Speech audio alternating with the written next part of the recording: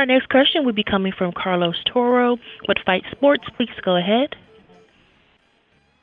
Thank you. First of all, apologies if I cut up at the end of that, my first time here.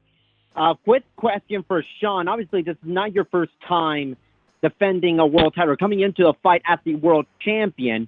When you're approaching this fight, is there a different mindset that you have to go through now that you're the one with the target on your back versus, say, you gunning for a title like you did against Danny Garcia for the vacant WBC title in your last time out? No, there's no different mindset. I think maybe if anything, there's just excitement, and it's like you said, I've been here before, so I'm excited to be able to make another title defense. I think that is that's something that's special, something that you have to do once you win a title. So I think maybe if anything, I'm just looking forward to being able to put that label on what we're doing March 9th, which is making the title defense, and definitely looking forward to making a successful one. Does that excitement, does part of it come from the fact that you're fighting the main event of a boxing card on Fox, where the audience is going to be potentially much, much larger than your previous fights?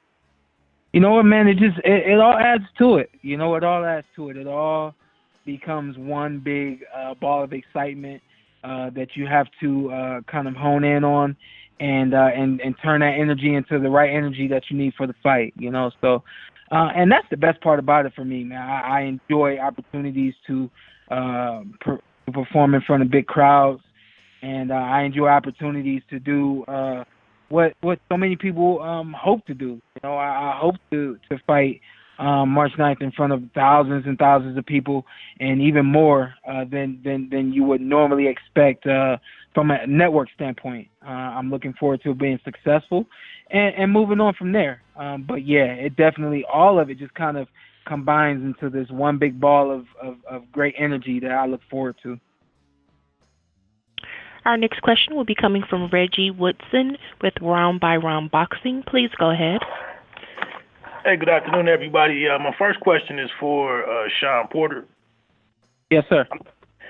Hey, just a fun question, man. If your Cavaliers end up in these top 3 slots in the draft for the NBA, who would you want them to take? Hey, you know, my barber said we're marching towards Zion.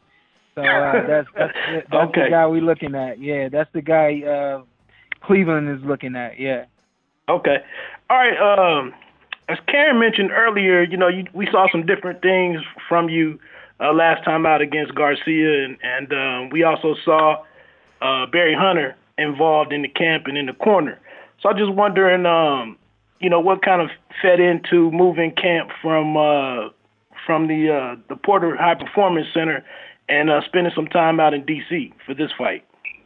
You know, a lot like Yordenis. Yordenis felt like he had to get out and change his program.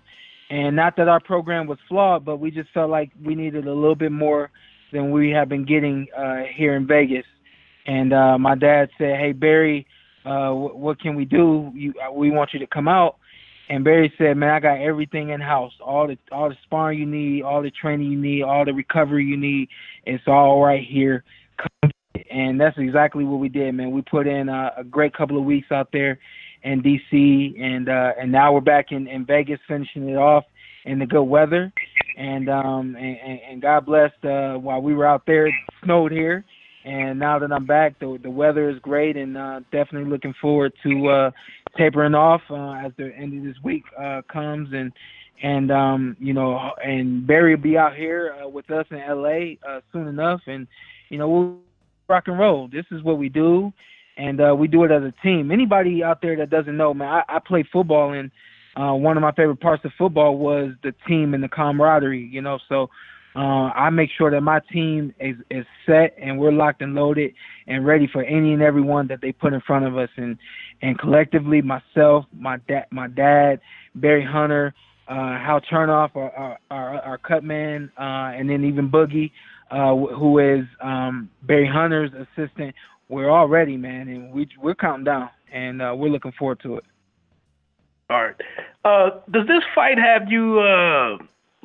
I don't know what the right word is, but maybe something renewed or something buzzing in you.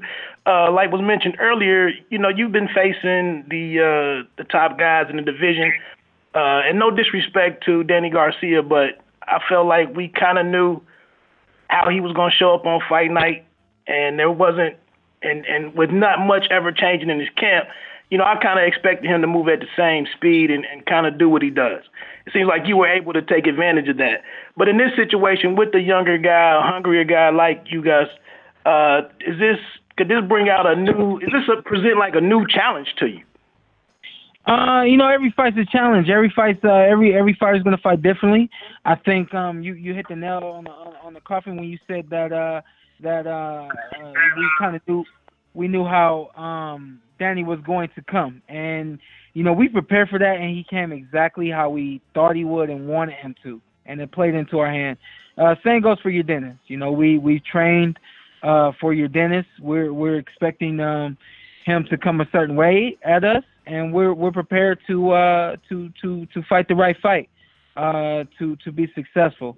So I think that we are very prepared, and we're very ready for Yordenis. As far as this being a different type of challenge, I think like I said before, every fight's a challenge. But he fights a different type of fighting style than most guys that I fight. So I think second to him would be Adrian Granados in terms of being aggressive.